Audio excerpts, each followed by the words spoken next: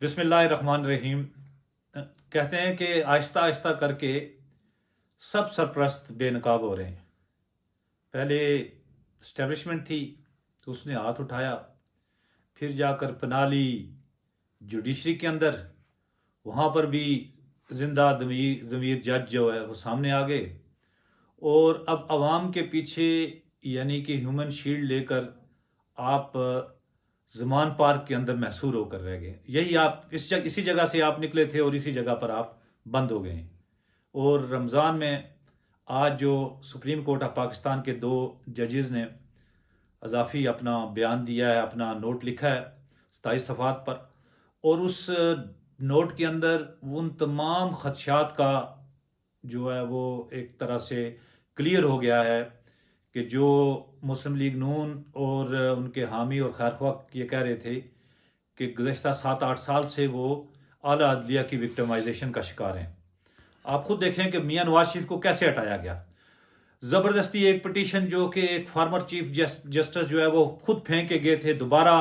Justice کھوسا کے ذریعے عمران خان اور سب نے مل کے، اور اس وقت باجوہ صاحب نے اور سب لوگوں نے کہا کہ آپ آئیں سپریم کورٹ کے اندر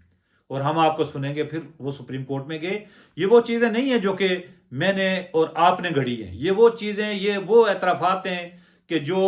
عمران خان اور ان کے ساتھی پہلے سے کر چکے کہ ہمیں کہا گیا، اور ہم سپریم کورٹ میں گئے، اور پھر پاناما بینچ بنا، اور پاناما بینچ کے اندر پھر وہ جے آئی ٹی بنی، اور جے آئی ٹی کے اوپر وہ پھر نیچے جو ہے نا وہ کہا گیا کہ جناب ایک مانیٹرنگ بھی ہوگی، مانیٹرنگ جج یہاں پر بٹھائے گئے۔ پھر میاں نواز شریف کو جا کر اقامہ پر، یعنی پاناما تو ایک بہانہ تھا، اقامے پر اس کو نہ صرف وزارت عظمیٰ سے اتارا بلکہ انہیں نااہل کیا گیا۔ یہی ان کی ذات تھی کہ وہ ملک میں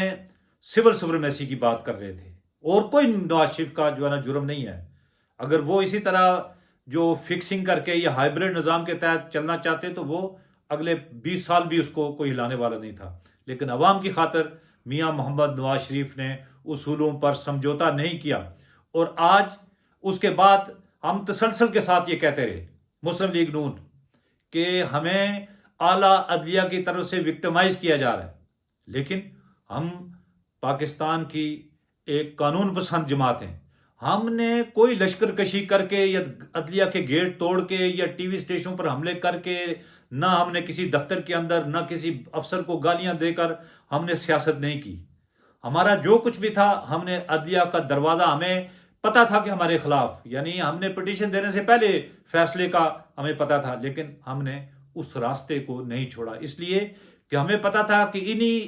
اگر آج ہم ڈسٹرسٹ شو کر دیں اس اعلیٰ عدلیہ کے اوپر، جس سے ہمیں کبھی اس وقت امید نہیں تھی کہ ہمیں وہاں سے ریلیف ملتا، لیکن لوگوں کو یہ بتانا تھا کہ آج نہیں تو کل یہی وہ راستہ ہے۔ سپریم کورٹ یا اعلیٰ عدالتوں کے بغیر پاکستان کی یا کسی بھی ملک کی بقا نہیں ہے، نہ اس میں باقی تباہی بربادی کے راستے ہیں۔ لیکن آج جو ہم کہتے تھے کہ مخصوص بینچز بنتے ہیں،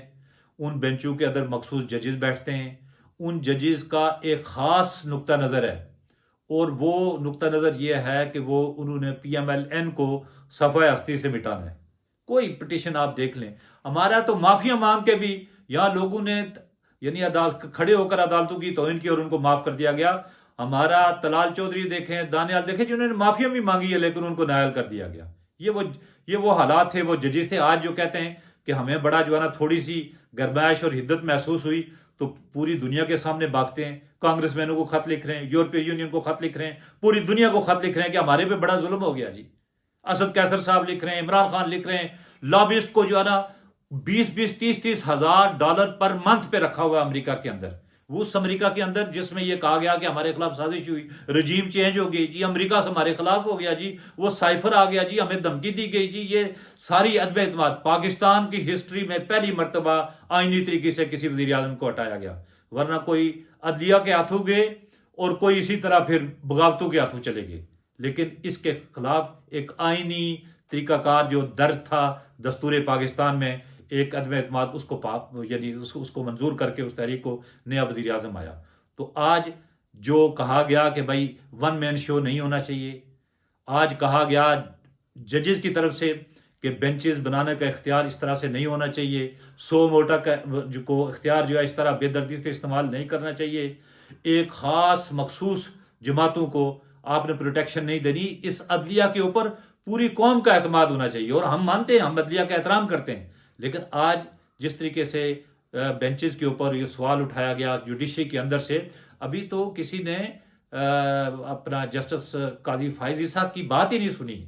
اور جسٹس شوکت صدیقی کی ہم بات ہی نہیں کرتے کہ انہوں نے کیا کیا کہا۔ لیکن ہم یہ کہتے ہیں کہ جو آج 27 صفحات پر مشتمل جو اضافی نوٹ آیا ہے، چیف جسٹس آف پاکستان جناب عمر عطا بندیال صاحب کو چاہیے کہ وہ تمام متنازع مقدمات جو کہ مسلم لیگ نون اور ان کی قیادت کے خلاف گزشتہ 7-8 سال سے رائٹ فرام ثاقب نثار، پھر جسٹس گلزار، پھر جسٹس کھوسا، اور یہ اس وقت جو بھی ہمارے خلاف متنازع فیصلے ہوئے ہیں، اپنی تاریخ کی درستی کے لیے عدلیہ کی روح یعنی سمت کو صحیح سمت میں جو ہے نا آگے لے جانے کے لیے ضروری ہے کہ فل کورٹ وہاں ریفرنس فل کورٹ بنائی جائے، اور تمام مقدمات وہاں بیٹھ کے اس کا ریویو کیا جائے، اور جو اعلیٰ عدلیہ نے جو ہمیں زخم دیے ہیں ان زخموں کا ازالہ کیا جائے۔ ہم اعلیٰ عدالتوں کی طرف دیکھ رہے ہیں، ہم انصاف کی طرف دیکھ رہے ہیں، ہم امن کی طرف دیکھ رہے ہیں، ہم پرتشدد لوگ نہیں ہیں۔ ہم نے اپنی اس ریاست کو بچانے کے لیے اپنی سیاست کو داؤ پر لگا رکھا ہے۔ اس لیے جناب چیف جسٹس، آج آپ پر یہ کڑا بوجھ آ چکا ہے۔ آپ مسلم لیگ کے خلاف جتنا جو زخم دیے گئے گزشتہ ادوار میں، اس کا ازالہ آپ فل کورٹ بنا کر اس کا ازالہ آپ کر سکتے ہیں، اور ہمیں آپ سے یہی توقع ہے۔